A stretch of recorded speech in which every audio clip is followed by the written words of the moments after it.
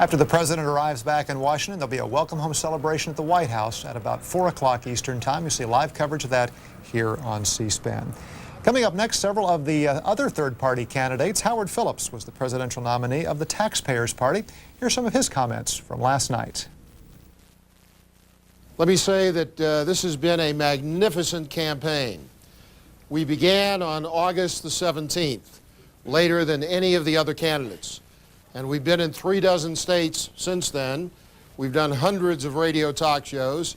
We've had the opportunity to deliver our message briefly on television here and there. And it is amazing what has been accomplished by you and by our people all over the country without any money. As you know, we believe that if you steal from the people, you should be disqualified from office. The Republicans and the Democrats think that it's a qualification for office to steal from the people before they even declare the results. The most powerful political action committee in the world is the federal government of the United States. And it's run by the Democrats and the Republicans. And they give each other $100 million of your money without your permission. We agree with Thomas Jefferson that to compel a man to subsidize with his taxes the propagation of ideas he disbelieves and abhors is sinful and tyrannical. And unfortunately, Ross Perot has discredited his reputation as a political reformer by sticking his hand in the federal cookie jar as well and taking $29.2 million. We think the right kind of political reform is to let the First Amendment apply to everybody. In other words, right now, people who own television networks and radio stations and newspapers are able to spend as much money as they want of corporate funds, giving publicity to the people with whom they agree, ignoring people with whom they disagree, praising those they like, denouncing those they oppose. One of the reasons we got so little publicity on the national media is they don't like what we believe. Unlike any of the other candidates, we are 100% opposed to abortion. We believe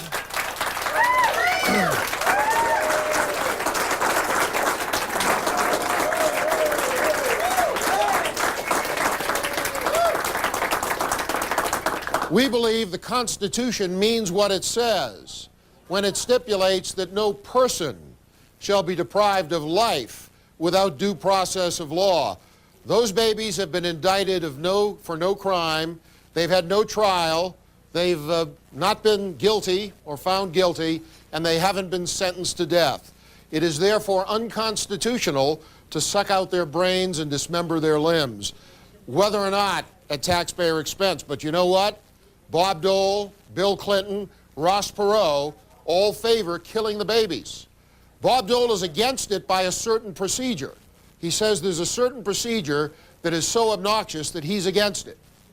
But it's okay to kill them through the 9th month if you use a procedure other than partial birth abortion. We say that all those babies should live. They should not be killed by any procedure, whether it's in the 9th month or the 1st month. Every child has a right to life, and we will defend it.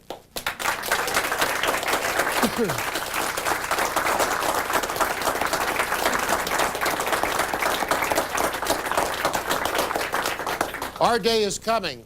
The networks won't report our vote, and in some places they won't even count our vote. But I want you to know from the response I've had on radio talk shows and at meetings all over the country, I know we got some votes. And I hope at some point these computers will discover them and perhaps even report them, even though the network news services seem determined to continue the blackout of this candidacy, with the noble exception of C-SPAN and the coverage we were able to enjoy on Larry King Live late in the evening after Mr. Perot put most of the nation to sleep, following the great Billy Bob debates, which proved that George Wallace was right when he said there isn't a dime's worth of difference. Even with inflation, there still isn't a dime's worth of difference.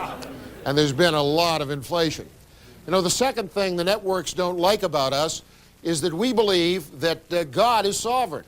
We believe that law is the will of the sovereign, and that the sovereign is not man's reason, as the libertarians would argue, The sovereign is not civil government, as Republicans and Democrats would argue.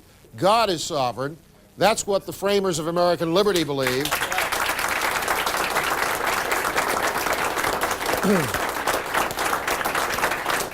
And that's what we believe. And you know, not even a unanimous vote of the Supreme Court or a two-thirds decision of Congress can overturn the laws of God. If he says anal sodomy is an abomination to him, it's still an abomination, and it shouldn't be subsidized, whether it's by Bob Dole or Bill Clinton. I was shocked to learn that last week Senator Dole made a commitment that he would not do anything to exclude persons who engage in criminal conduct still prohibited in some states under laws to protect public morals and public health. He indicated that he would not bar people guilty of such conduct from any position in the federal government. Now, that's not inconsistent with his record, but it still is shocking. What is really shocking is that his record could be camouflaged, disguised, and distorted by people who call themselves Christian leaders, like Pat Robertson and the Christian Coalition, who managed to deny the people who faithfully went to that organization facts about the real record of Bob Dole and the real record of Bill Clinton, and the fact that there were people in the country who were in fact espousing the very things that the Christian Coalition claimed to be for. My friends, there's going to be a struggle for the soul of this nation in the years ahead. And the struggle is going to be between those who want to dine from the crumbs of the elephant's table on the one hand, those who want to lose as slowly as possible, those who believe that going over the cliff within the speed limit is better than going over the cliff at 70 miles an hour. You still go over the cliff, as you know. On the one hand will be those people. On the other hand will be people such as you and I who believe that it's not too late to take this country back, who know that if we follow the Constitution of the United States, we can restore limited constitutional government in America. We can and we will get out of the New World Order. We'll get out of the UN, the IMF, the World Bank, NAFTA, and the World Trade Organization. We will close down the IRS. We will abolish the income tax and taxes on Social Security. We will abolish taxes on inheritance, taxes on capital gains, taxes on business activity. We will privatize the Social Security system so people control their own retirement accounts and so that the Republicans and the Democrats can't steal from them anymore. Bob Dole bragged about fixing Social Security, but he fixed it the way you might fix your cat, and the cat wouldn't like it.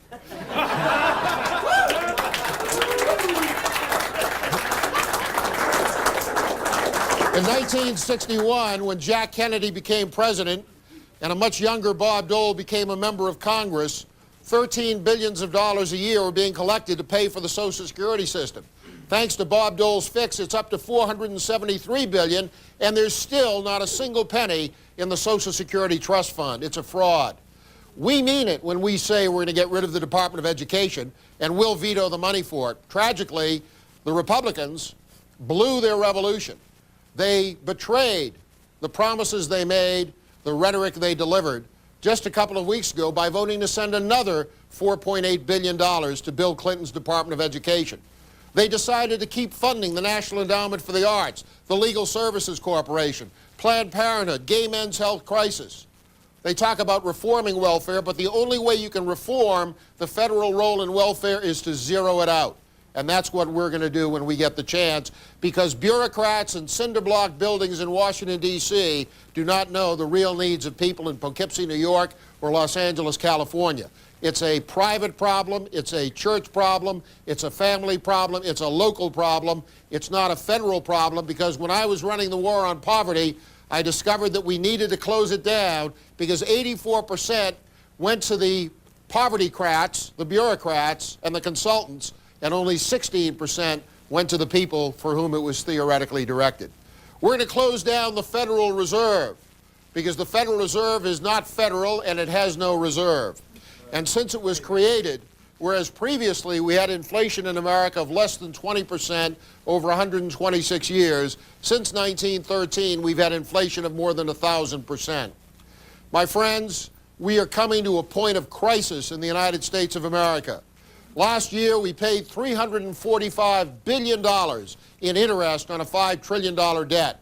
If interest rates were as high as they were when Jimmy Carter was president, it would have been more than $1 trillion just to pay the interest on the debt.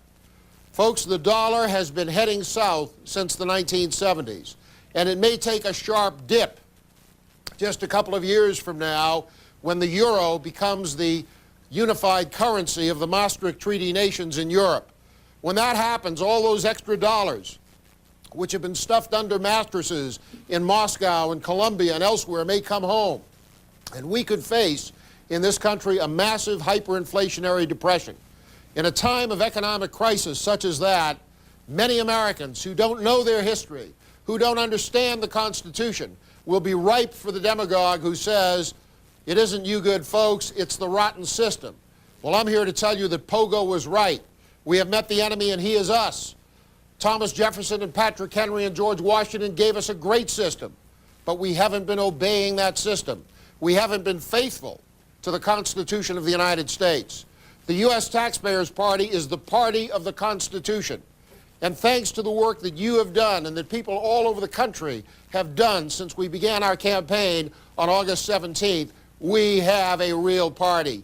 And in 1998, we're going to be electing more and more people to offices all over this country. And in the year 2000, we will capture the presidency of the United States. We're going to go from the minor leagues to the big leagues, from the farm system to the World Series in the next 4 years.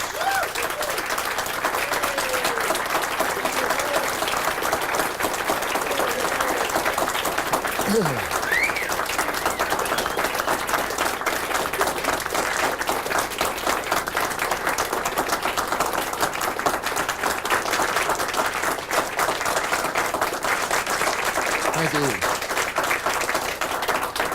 The Republican Party is a house divided against itself. It's proven incapable of addressing the central moral issue of our time, abortion, just as the Whigs were incapable of addressing the slavery issue and were defeated as a result, just as Abraham Lincoln won the presidency in a four-way race with only 39% of the vote, just as it took them 9 years to go from the backyard to the front yard, we are going to be able to accomplish the same thing in roughly the same period of time, because this party is comprised of people who are doing what they're doing, not because of what the public opinion polls say, not because they want a consultant fee, not because they want a government job, but because they love their families, they love their God, they love their country. And more of them are going to flock to this great party in the years just ahead. And as they come on board, we're going to be able to more widely deliver the message that was promulgated by John Quincy Adams, a president from Massachusetts who, after serving in the White House, went to the House of Representatives and fought against human slavery.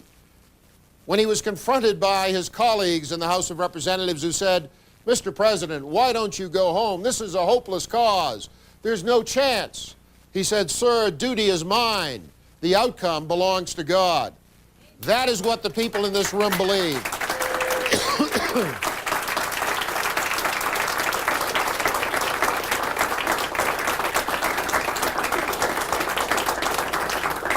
None of you bought the lesser of two evils theory because you knew that evil was still evil, whether it was greater or lesser. You knew that a wolf in sheep's clothing can very often be more dangerous than a wolf. You knew that a liberal Republican president can often accomplish more harm for the nation than a liberal Democratic president. We don't want either kind of liberal. We want someone who is faithful to the constitutional premises and the biblical presuppositions on which this great country was founded. And we are finding those people in this party. We don't have a lot of money. The media dislikes us so much that they will not even report the fact that we exist. But just as in the former Soviet Union, there were people out of power who engaged in samizdat or self-publishing and who gradually built their strength and increasingly discovered that there were more of people who were against communism than who were for it, and they gathered the courage to topple that system. Our people are beginning to discover that if we will simply have the courage to stand up, there are more of us than there are of them. And as more of us stand up, we are going to take this country back. And as George Washington said, if to please the people we offer what we ourselves disbelieve, how may we then afterward defend our work? Our task is to raise a standard to which the wise and honest may repair, recognizing that the event is in the hands of God. You people have raised that great standard, and I am grateful to every one of you. I'm grateful to my wife, Peg, and all of my children who are here. My daughter, Alexandra, is away at school, but we have Doug and his wife, Belle, and our first granddaughter, Liberty, my son, Brad, and his wife, Angel, my daughter, Jennifer, my son, Sam, my daughter, Amanda, and her husband, Brian, and all of the great people on our staff, Joe Lutz, Angel Wagner, Dan Giroux, Scott Whiteman, and the gal who really deserves a big round of applause, the lady who really made this a stress-free campaign, and who put together an organization all over the country, at least for me. She had all the stress. The lady who I hope will be the next governor of the Commonwealth of Pennsylvania, Mrs. Peg Luxick. Peg, come on over here.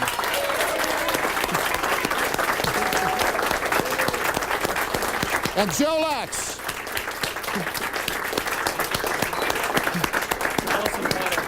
Now here's someone who is very bashful, but we wouldn't be here without her and her entire family, Mrs. Allison Potter, who's done a magnificent job.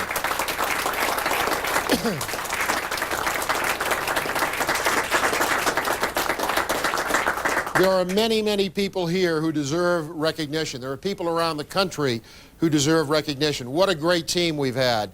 People like Debbie Hopper, our national chairman, Bill Shearer in California. Debbie's in Missouri. People like Nick Sumbles in Illinois. So many others all around the country. Janine Hansen in Nevada. Many, many others. Too many to even mention. Tom Holmes in Texas, and Nancy McDonald. Michael knew, and his dad Daniel knew. Dozens and dozens more. The New York Right to Life Party. All of these great folks who are the nucleus of a tremendous coalition. I am profoundly grateful to each and every one of you, and I'd just like to ask Peg Luxick to say a few words, because we've got to give her some name recognition for her race for governor. And let me again thank each and every one of you. This is the beginning, folks. This is not the ending. It's the end of the beginning, and it's the beginning of the next step. Get a good night's sleep. We're going to work tomorrow. Okay?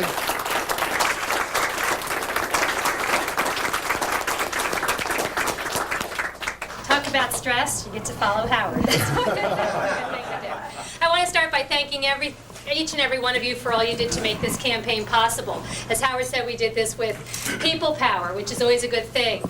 I was interviewed for the Lair News Hour with Howard, and one of the things they said was, aren't you so sad because third parties have such a hard time? Let me share with you what I shared with them. In many ways, the fact that the dominant parties make our job so hard is really stupid politics. How many of you have ever been involved in athletics? You don't practice with the hurdles low, you practice with the hurdles high. As they keep putting hurdles up, we keep getting stronger and we keep climbing them. They are actually being our friends, even though they don't know it, because they're forcing us to be more effective, to be more organized, and to grow. They are creating an opponent who will eventually defeat them. And they are doing that by making us do all of the political work and all of the tasks that we need to do, by forcing us to change the country one heart, one soul, one mind, one body at a time, which is ultimately the only way that countries get changed. We are putting life back into the political system. This is the political movement that makes people stand up and take control of their country again. It says it's not a machine, it's not $1 million, it's not hold your nose and vote for. It's what do you believe? Who are you? How do you stand up and be what you want this country to be? It's forcing every single person to look in the mirror and make a decision. It's forcing them to see that their vote says more about them than it does about any candidate that they vote for. It's forcing them to think their way through the argument that says if you don't vote for the lesser of two evils, you waste your vote. People are beginning to see that when you go into the ballot box, if you lie with your vote, you didn't waste it, you desecrated it. That's right. And our people are increasingly seeing that their vote is worth more to them than a lie. That's right. That's ultimately what will take the country back. People knowing that they can go into the ballot box and they can make a speech to government that government has to listen to. It's the only speech they have to pay attention to. And our opponents are so dumb that they don't realize they're forcing us to get stronger, faster, and ultimately be the force that will take the country back. Thank you for being part of that force, and we'll see you in 4 years. Thank you, Peg.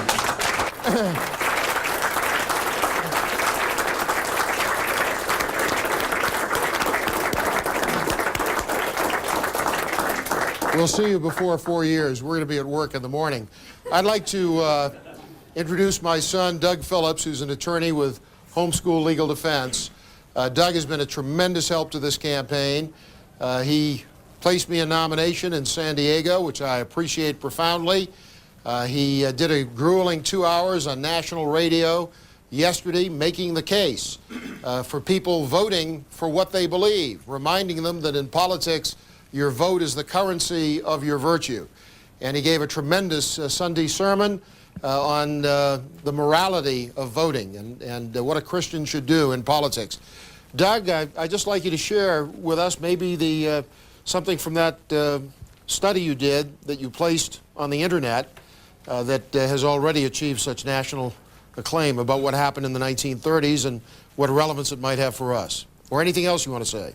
Okay, extemporaneous speaking. The critical question that everyone has been asking is a vote for Howard Phillips a vote for Bill Clinton? And of course, the inference behind this is somehow that I am personally responsible for all the wrong choices of everybody else. But of course, this was the very question that people have asked themselves throughout the ages. Dad mentioned something that happened in 1938, a very relevant historical event. In 1938, Adolf Hitler gave the people of Austria basically an electoral ultimatum. He said, I'm going to give you an election, a national plebiscite, and you have a choice. You can vote for me to come into your country, and I will come in, and I'll work with you. You can be a player. You can sit at the table. You can have an influence in the new government, or I'm going to march in. Well, he put that to the people, and they said, boy, we've got a tough choice here. On the one hand, we have Adolf Hitler who says he wants us to vote for him. Now, if we vote for him, we lose our national sovereignty. We embrace evil. We promote something which is bad. But on the other hand, if we vote against him, he's going to come in anyways, and we won't be a player at the table. Well, let's see, what's the lesser of two evils? I guess voting for Hitler is the lesser of two evils, and that's what the Austrian people decided. In fact, 99.75% of the Austrian people decided that a vote for the lesser of two evils could justify a vote for Adolf Hitler. Now, 0.25% of the Austrian people said, I won't do it. I refuse to do it. Now, today, looking back in history, we look on those 99.75% of the people who out of fear and pragmatism supported Adolf Hitler as compromisers and people who supported something that was evil. Of the 0.25%, there's one name that I think everybody in this room knows. His name is Captain von Trapp. Millions know his story today. And even though he lost his country and he lost that election, he made an impact on the world and an impact for what is right.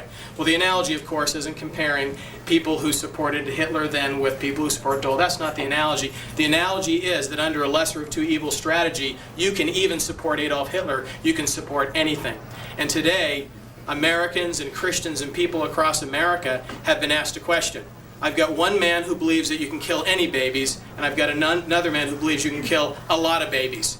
Which of the two baby killers or people who support abortion will I support? And we say that you can't support either one. We say that you can't support men that have blood on their hands. When Bob Dole supports the grisly, horrible practice of fetal tissue research, where they harvest babies, we say you can't support a man who does that. We say the first principle of government is to protect the shedding of innocent blood.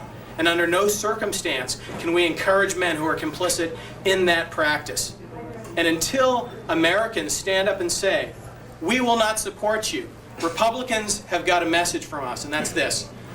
We can be just as evil as possible as long as we're not quite as evil as the other person, and you'll vote for us. That's a message we're not willing to send. All of you have said you won't send it. And that's a message that I think the American people are going to be sending in the years to come. And that's why we believe that the Taxpayer Party, we hope, by the grace of God and His providence and His mercy, if He's gracious to us, will have a powerful impact on the future of America. Thank you, Dad.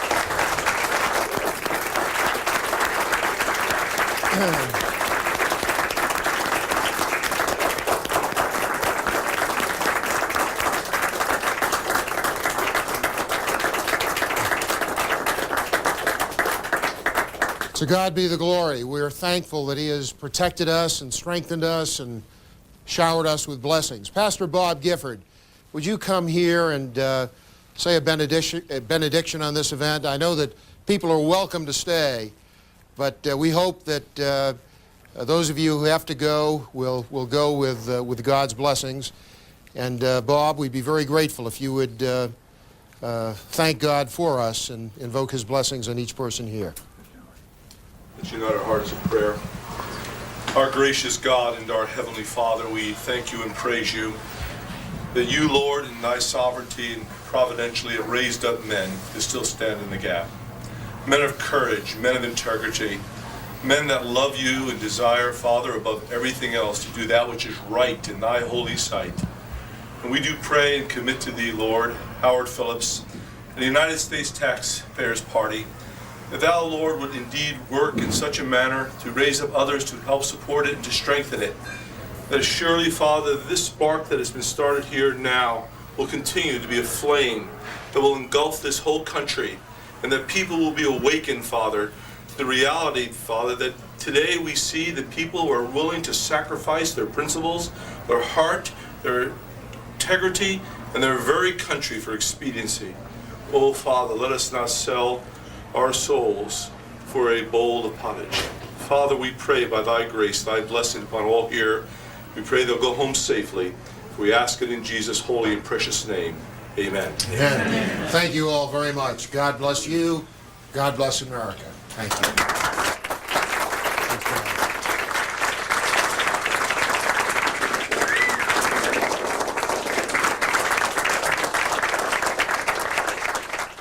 Howard Phillips was the presidential nominee of the U.S. Taxpayers Party, speaking to supporters last night at Tysons Corner, Virginia, a suburb of Washington, D.C., not far from the nation's capital.